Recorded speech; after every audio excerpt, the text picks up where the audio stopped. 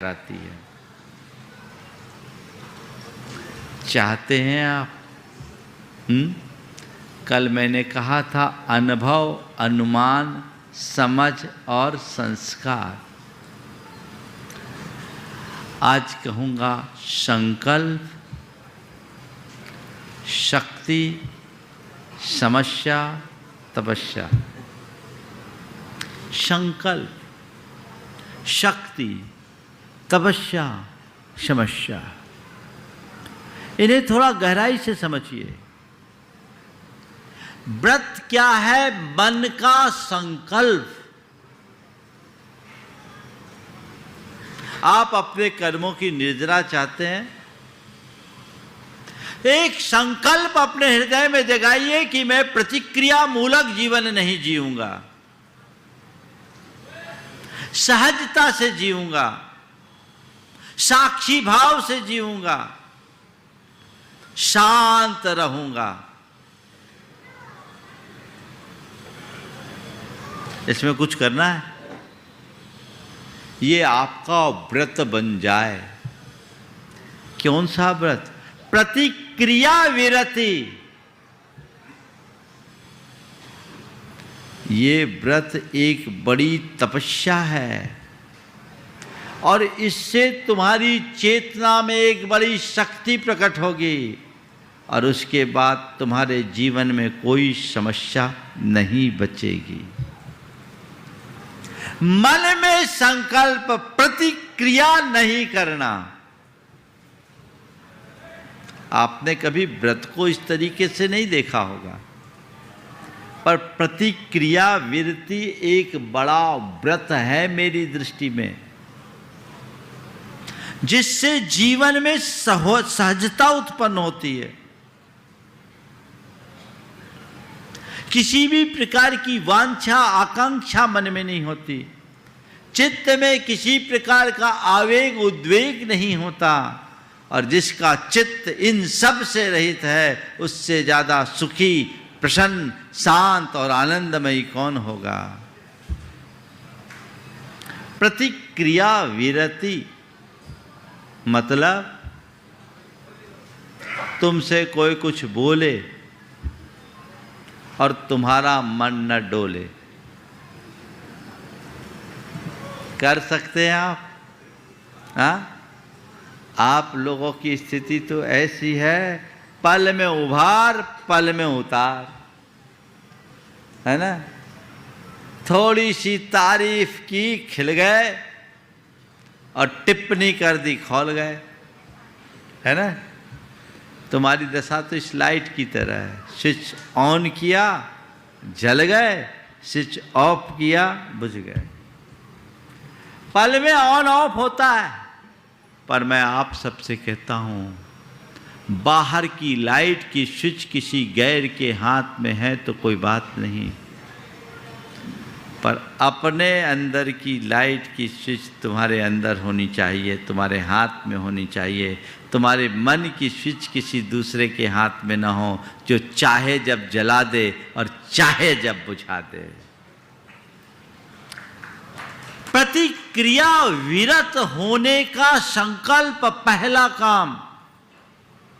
24 घंटे आनंदमय रहोगे, निर्जरा होगी, प्रतिक्रिया में बंद है और प्रतिक्रिया विरति में निर्जरा। उसमें न इष्ट है, न अनिष्ट, न राग है, न द्वेष, न संकल्प है, न विकल्प, न मेरा है, न तेरा।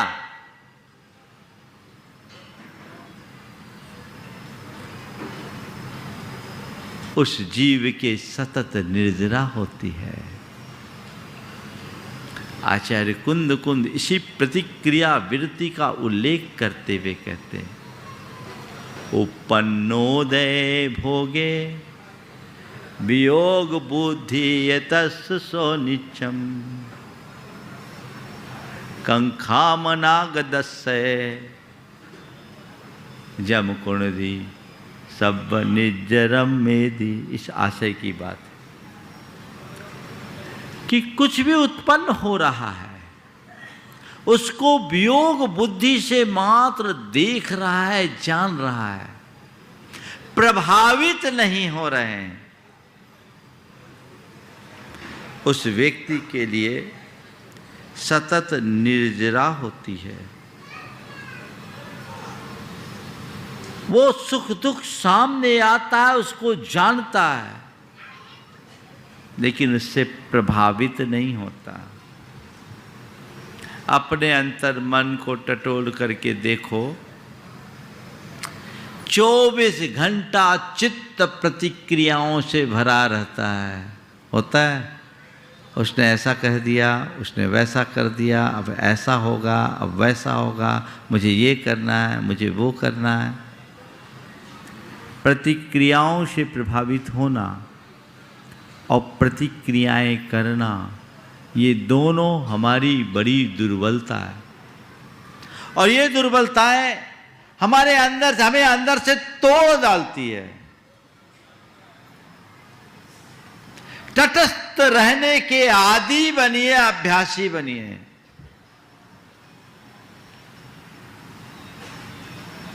और ये मेरी दृष्टि में कोई साधारण काम नहीं है, ये एक बड़ी तपस्या है। उपवास कर लेना सरल है, पर कोई अपशब्द बोले और अपने मन में समता रखना, क्षोभ ना आने देना बड़ा कठिन है। बोलो, सही बोल रहा हूं ना? हाँ, उपवास कर लेना बड़ा सरल है। क्या केवल रोटी छोड़ना है? रोटी छोड़ना कठिन काम नहीं, लेकिन मन की ग्रंथि खोलना बहुत कठिन काम है। मन को ऐसा बनाइए कि कुछ भी हो, मेरी सहजता हमेशा बनी रहे। ये संकल्प महाराज बहुत कठिन है। चलिए मैं थोड़ा नीचे आ जाता हूं। पूरी तरह से प्रतिक्रियाओं से विरत न हो सको तो कम से कम छोटी छोटी बातों से प्रभावित होने से तो बच सकते हो, है ना? छोटी छोटी बातों से प्रभावित होकर के प्रतिक्रिया करना, इससे तो बच सकते हो। छोटी छोटी बातें भी तुम्हें उद्वेलित कर देती है और छोटी छोटी बातों के कारण बड़े बड़े झमेले खड़े हो जाते हैं। छोटी सी बात, उसने ऐसा किया, उसने वैसा किया, उसने ये किया, उसने वो किया, उसने मेरे लिए ये नहीं करने दिया, उसने मेरे लिए वो नहीं करने दिया। ये जो छोटी छोटी बातें हैं पूरी जिंदगी खोटी बना देती है। आज तय कीजिए कि मैं छोटी छोटी बातों से प्रभावित नहीं होऊंगा, उन्हें इग्नोर करूंगा। ये व्रत लीजिए, एक संकल्प लीजिए।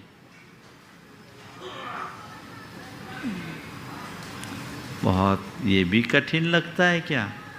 हाँ, छोटी बात, किसी ने कुछ कह दिया, अरे हम तो जाना चाह रहे थे, शिखर जी जाना था, हमारी इच्छा तो थी, पर उन्होंने हमसे कहा नहीं, उससे कहा। अरे भैया, शिखर जी जाना था, हमसे नहीं कहा तो तुम कह देते कि भैया हम भी चलेंगे। होता है। ये कौन करता है गड़बड़? ये कौन करता है? जिसको हमने अपने हृदय में बिठा रखा है। वो कौन है? वो कौन है? ईगो।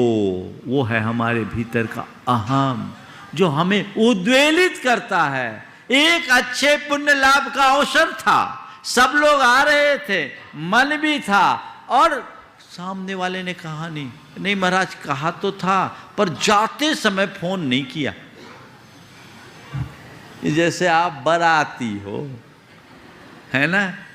ये क्या है? मन की दुर्बलता है।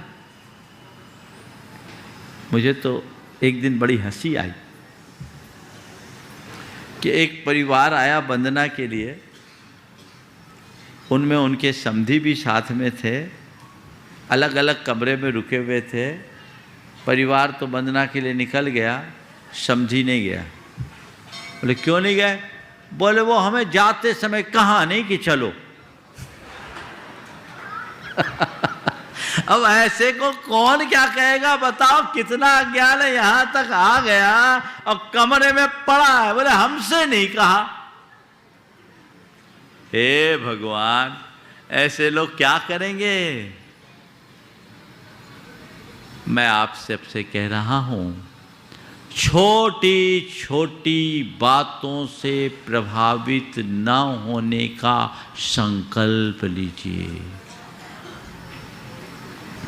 मुझे छोटी मोटी बातों को नज़रअंदाज कर देना है, घर परिवार की बात हो या जीवन व्यवहार की बात हो। Let us go, ignore it, बस नज़रअंदाज करने की क्षमता।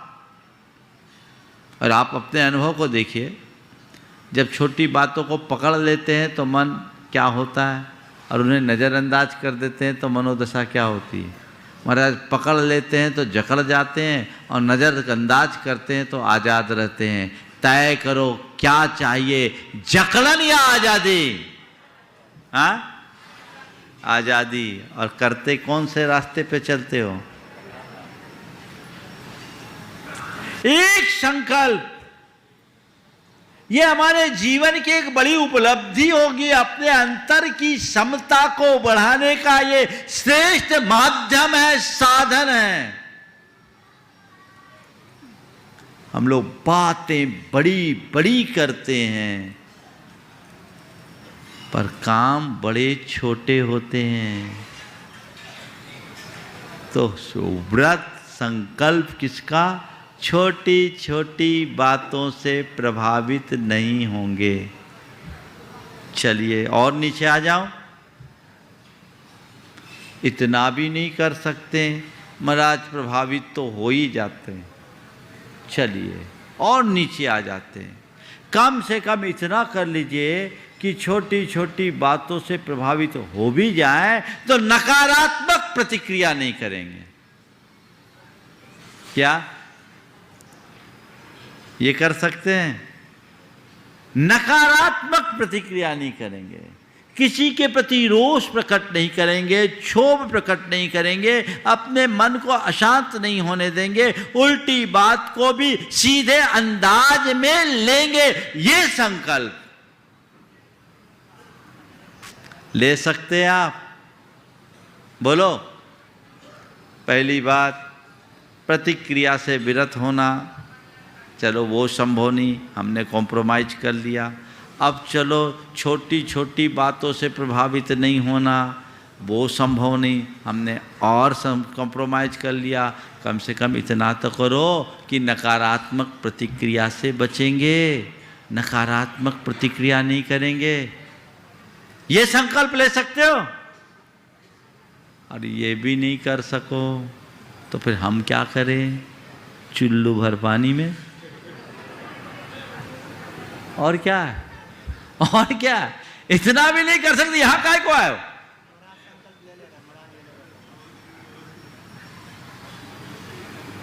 नजरअंदाज करने की बात हमारे अंदर विकसित होनी चाहिए और नकारात्मक प्रतिक्रियाओं से अपने आप को बचाने का पुरुषार्थ करना चाहिए। और जब आपके अंदर प्रतिक्रिया वृत्ति का संकल्प जगता है और प्रतिक्रिया वृत्ति की वृत्ति पनपती है तो आपकी आत्मा में अपने आप शक्ति प्रकट होती है। आज आप अपना अंतर विश्लेषण करके देखिए, आपकी सारी एनर्जी कहाँ वेस्ट होती है? प्रतिक्रियाओं में। होता है कि नहीं? हाँ, प्रतिक्रियाओं में। औरों की प्रतिक्रियाओं से आप प्रभावित होते हैं और उसके बाद जो आप प्रतिक्रियाएं करते हैं ये आपकी शक्ति को छीन करती है, मन से और चेतन तीनों स्तर पर कमजोर बनाती है। जो व्यक्ति दूसरों को इस तरह देखता रहेगा वो हमेशा कमजोर बना रहेगा। भैया ठीक है, हमें कोई लेना न देना, अपने काम में रहना, कोई फर्क नहीं पड़ता। व्यक्ति ताकतवर बन जाता है। वस्तुतः क्षमता ही हमारी सबसे बड़ी शक्ति है, सहजता ही हमारी सबसे बड़ी शक्ति है। सहजता में हमारी चेतना घनीभूत हो जाती है, और जब हम असहज होते हैं हमारा चित्त विखंडित हो जाता है। विखंडित चित्त हमेशा कमज़ोर होता है, और चित्त जब घनीभूत होता है उसमें बल आता है, अपने अंदर शक्ति आएगी। कुछ भी आपको ऐसा नहीं लगेगा जैसे कुछ है। देखिए आपको बताता हूं, प्रतिक्रिया हमें कैसे कमजोर बनाती है, और प्रतिक्रिया से विरत व्यक्ति कैसे शक्तिवान हो जाता है। आपसे किसी ने कुछ कहा, वो आपके अनुकूल नहीं था, और आप उससे प्रभावित हो गए। जैसे सपोज किसी ने आपसे गधा कहा। क्या कहा? क्या कहा? थोड़ा जोर से बोलो।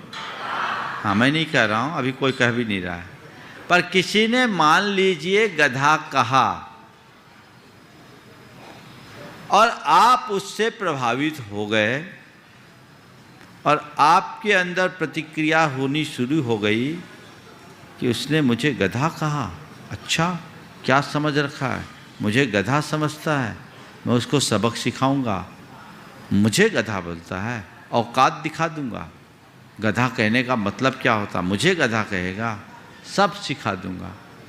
अब देखो हुआ क्या, सामने वाला तो एक दफ़े गधा कह कर के चल दिया, पर आपने उसकी एक छोटी सी बात को पकड़ करके स्वयं को 5 दफ़े गधा बना दिया।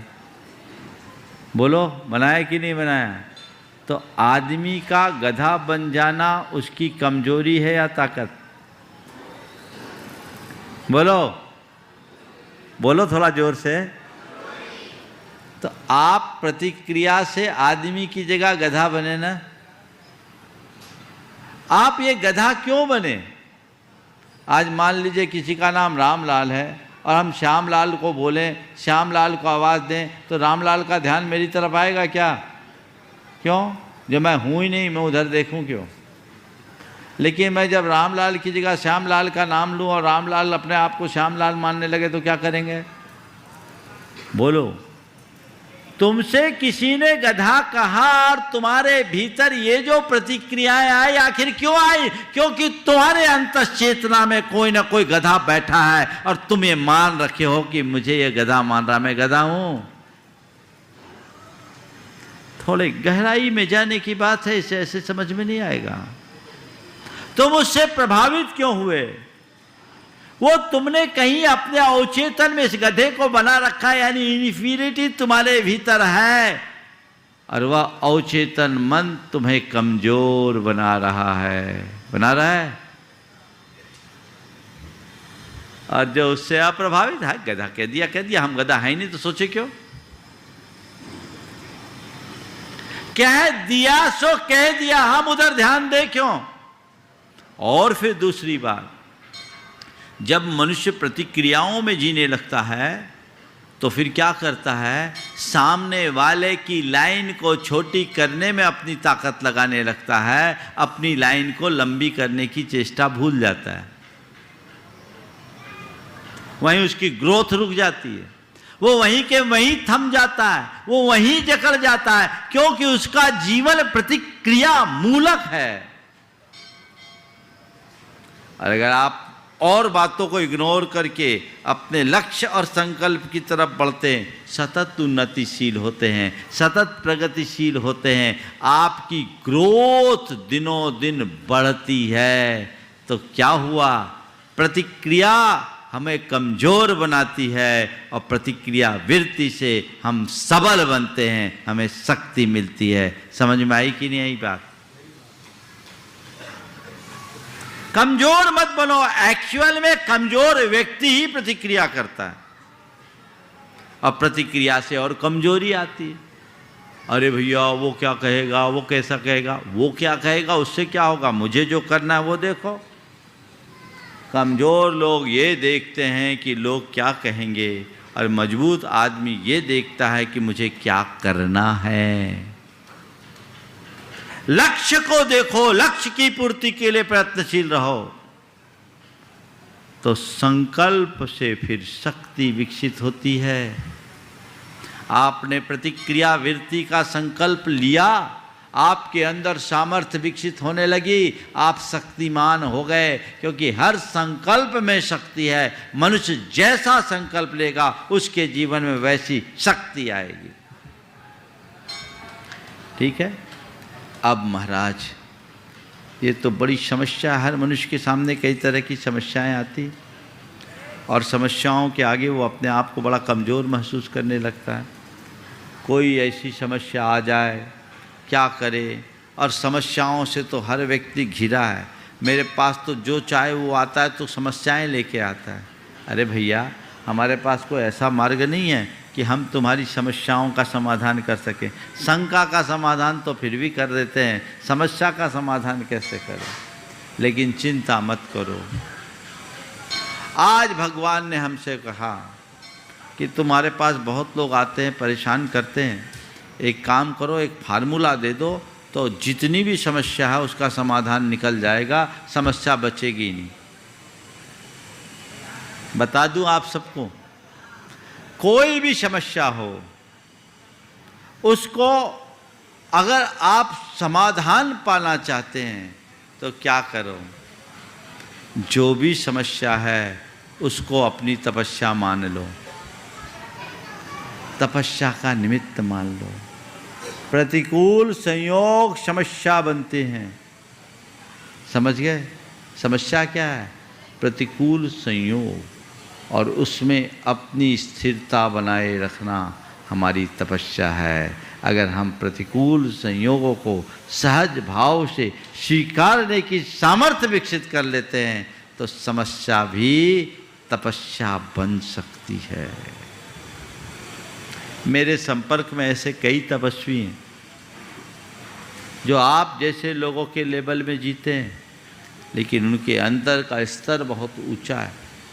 मैं एक ऐसे व्यक्ति को जानता हूँ जिनकी धर्मपत्नी बड़ी कर्कशा है, बड़ी कर्कशा, और विचित्रता ये कि औरों से तो फिर भी मधुरता से बोल लो, लेकिन अपने पति देव का तो कभी लिहाज ही नहीं करती, और उससे इस तरीके से बोलती है जैसे लोग नौकर चाकरों से भी नहीं बोलते। एक रोज़ मेरे कमरे के बाहर दालान में वो अपने पति को संबोध रही थी। अब मैं अपने शब्दों में संबोधना ही कहूँगा, अपने पति को संबोध रही थी। वो शब्द मेरे कानों में पहुँचे, वो पत्नी की बात चुपचाप सुना, थोड़ी देर बाद मेरे पास आया। उस समय मेरे साथ एक सज्जन और थे, वो कह रहे थे, महाराज जी इनकी धर्मपत्नी कैसा बोलती है। मैं उसकी तरफ देखा तो उसने जो बात कही वो बहुत ध्यान देने लायक है। बोले, महाराज जी कुछ नहीं, ये सब चलता है। मैं आपके मार्ग में आना चाहता था, साधु बनना चाहता था, तपस्या करना चाहता था। मेरे घर वाले मोहबस मुझे ले गए, शादी कर दिए। मुझे तो ये लगता है कि मेरी धर्मपत्नी मेरी केवल पत्नी नहीं, मेरी तपस्या का निमित्त बन करके आई है। देखो सोच, ये कोई किस्सा नहीं बता रहा हूँ, यथार्थ बता रहा हूँ। उसने जो बात कही उसमें समय साथ झलक रहा है। उसने कहा, महाराज मेरी धर्मपत्नी केवल मेरी पत्नी नहीं, मेरी तपस्या का निमित्त बन करके आई है। वो कुछ भी बोलती है, महाराज मैं समता कर रखता हूँ, मेरे कर्मों की निर्जरा हो जाती है, इसे ही मैं अपनी तपस्या मानता हूँ। दूसरों की बात सुनकर ताली बजाने में बड़ा आनंद आता है। क्या तुम ये नहीं कर सकते? समस्या को तपस्या में बदला जा सकता है, बदला जा सकता है कि नहीं? कैसी भी समस्या हो उसे कर्मोदय मान लो, और कर्मोदय का विकार मानकर समता से स्वीकार लो। सहज बने रहो, प्रभावित मत हो। कर्म की निर्जरा ही निर्जरा है। पर आप लोग निर्जरा की बातें करते हो, चाहते कहाँ हो? हर प्रतिकूल प्रसंग तुम्हारे लिए कर्म की निर्जरा का अवसर बनकर आया है। ऐसी समझ अपने भीतर विकसित करो। साधारण व्यक्ति हर अवसर में कठिनाई का अनुभव करते हैं और ज्ञानी व्यक्ति हर कठिनाई में एक अवसर ढूंढते हैं। अगर तुम्हारे भीतर समझ है, ज्ञान है, तो तुम हर प्रतिकूल प्रसंग में एक अवसर देखोगे कि ये मेरे लिए अवसर है, मुझे इस अवसर का लाभ उठाना है और अपने जीवन को बेहतर बनाना है। ऐसा पुरुषार्थ क्यों न किया जाए? कर सकते हैं कि नहीं कर सकते? ना हम तुम्हारा खाना छुड़ा रहे हैं, ना पीना छुड़ा रहे हैं। हम तो तुम्हें केवल जीना सिखा रहे हैं, पर तुम हो कि वो भी नहीं चाहते, तो हम क्या करें? क्या लगना है इसमें? बोलो, कुछ लगना है? निर्जरा को जब तक हम इतने व्यवहारिक रूप से नहीं समझेंगे, तब तक शास्त्रों की बातें जीवन में नहीं आएगी। आज हमने देखा है, हम लोग जो बातें हमें सुनाई जाती है वो हम कर नहीं पाते, और जो हम कर सकते हैं वो हमें बताई नहीं जाती। आज से लगभग 25 साल पहले और पहले 1995 में, तब तक मैं तात्विक प्रवचन किया करता था, ग्रंथों पर प्रवचन किया करता था। एक दिन अचानक मेरे मन में ऐसा विकल्प आया कि जो बातें हम बोल रहे हैं, लोग सुन रहे, तालियां भी बजा रहे हैं, पर ये जी तो पा नहीं रहे, ये गृहस्थी में। तो जो ये कर सकते हैं वो हम सुना नहीं रहे हैं, और जो सुना रहे हैं वो कर नहीं सकते। तो ये हैं जहाँ के तहाँ। तब से मेरा चिंतन बदला कि प्रवचन में हमें वो बोलना चाहिए जो वो कर सकते हैं, क्योंकि उपदेश सामने वाले की पात्रता अनुरूप हो, और वो भी शास्त्रों के सार से। हमने आदर्श तो ऊंचे बना लिए और ये सोचा कि ये ठीक है, ये सब तो मुनियों महात्माओं का काम, हमारा काम नहीं। हमारा काम तो उनके पांव पूजना है। तो तुम्हारा जीवन कैसे बदलेगा? ठीक है, अगर मैं मुनि बनूंगा, महात्मा बनूंगा, त्यागी बनूंगा, तपस्वी बनूंगा, तब जो कर सकूंगा जरूर करूंगा, लेकिन अभी जितना मेरे हाथ में उतना तो मैं करूं, अपनी भूमिका के अनुरूप करूं। इसलिए आज जो मैंने व्रत की और तप की व्याख्या की है, ये कहीं शास्त्र में नहीं मिलेगी, पर शास्त्र से हटकर नहीं है। संकल्प का नाम व्रत है और जीवन में सहजता का नाम तप है। ये अपने भीतर घटित कीजिए, अपनी भूमिका के अनुरूप कीजिए, और उसके लिए भावना योग एक बहुत अच्छा आलंबन है। आप चाहते हैं कि मेरी निर्जरा हो, आप चाहते हैं कि मेरा स्वभाव अच्छा बने, आप चाहते हैं कि मेरा बर्ताव अच्छा बने, आप चाहते हैं कि मेरा व्यवहार मधुर बने, आप चाहते हैं कि मैं हर पल शांत रह सकूं, आनंद से जी सकूं, मैं जीवन का रस ले सकूं। चाहते हो? चाहते हो कि नहीं चाहते हो? महाराज, चाहते तो सब हैं, बस चाहते हैं, करते नहीं। क्या करना है? कुछ नहीं, रोज एक मंत्र जपना है। मुझे सहज रहना है, मुझे सहज रहना है, मुझे सहज रहना है, मुझे सहज रहना है। एकदम हमें हर पल सहज रहना है। मुझे शांत रहना है, मुझे शांत रहना है, मुझे सहज रहना है, मुझे शांत रहना है। इन दोनों बातों को आप बार बार दोहराओगे, प्रतिक्रियाएं कम होने लगेगी। और प्रतिक्रियाओं से विरत होने का एक तीसरा उपाय और बताता हूं। नित्य आप शाम को बैठें सोने से पहले और सुबह से शाम तक के विचारों को रिकॉल करें और देखें कि आज मैंने कहां कहां कैसी कैसी नकारात्मक प्रतिक्रियाएं की है। सबसे पहले चरण में उसी समय अपने मन की निंदा करे, मन ही मन अपने उस कृत्य की निंदा करे और मन ही मन संकल्प ले कि अगले पल जब भी ऐसी स्थिति बनेगी उस समय मैं ऐसी प्रतिक्रियाएं नहीं करूंगा। मैंने जो आज ये प्रतिक्रिया की है मुझे नहीं करना चाहिए था। मान लीजिए आप आए और आते ही अपनी धर्म पत्नी को आपने डांट दिया, झड़प लगा दी। आप आए और डांट दिया, उसकी बातों को सुने बिना समझे बिना, बस केवल कारण ये था कि आपके भोजन में थोड़ा विलंब हो गया। ये एक प्रतिक्रिया है कि नहीं, जो अक्सर होता है।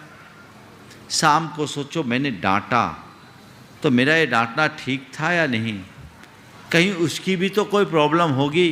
इस विलंब के पीछे वजह क्या थी ये देखो। अब मैं कभी ऐसी स्थिति होगी तो अब ऐसी प्रतिक्रिया नहीं करूंगा। मैं उस समय डांटने की जगह शांति से बैठ भी सकता था, उसकी स्थिति को समझ भी सकता था। आगे से कभी कोई बात होगी तो मैं समग्रता से चिंतन करूंगा, एक तरफा निर्णय नहीं लूंगा। इतनी तो बात है।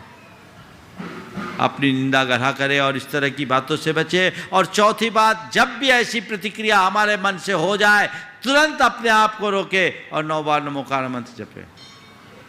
और फिर धीरे धीरे आपके पास ऐसी स्थिति आएगी कि कोई भी प्रतिक्रियाएं आएगी आप हंसकर टालने लगोगे। पति आया, भोजन मांगा, पत्नी ने कहा आप आधा घंटा रुको अभी भोजन तैयार हो जाएगा, 10 मिनट रुको अभी भोजन तैयार हो जाएगा। 10 मिनट की धैर्य नहीं थी, बोला तुम्हारा तो कुछ नहीं, मैं तो चला बाहर खाने। बोला ठीक है 5 मिनट चलो, रुको मैं भी आती हूँ। पहले बोले 10 मिनट रुको भोजन तैयार हो रहा है, उसको बस की नहीं, वो बाहर जाने के लिए कह रहा। उसने कहा ठीक है 5 मिनट रुको मैं भी तैयार होके आती हूँ। बस इतनी सी बात हो जाए तो कॉम्प्रोमाइज़ ही कॉम्प्रोमाइज़ है। जीवन में कहीं खिन्नता नहीं, कहीं खेद नहीं। हम अपने जीवन में निर्जरा के ऐसे ही अवसरों को तलाशें और अपने जीवन में सहजता लाएं, समरसता लाएं, शांति लाएं और सुख की अनुभूति करें। इस भाव के साथ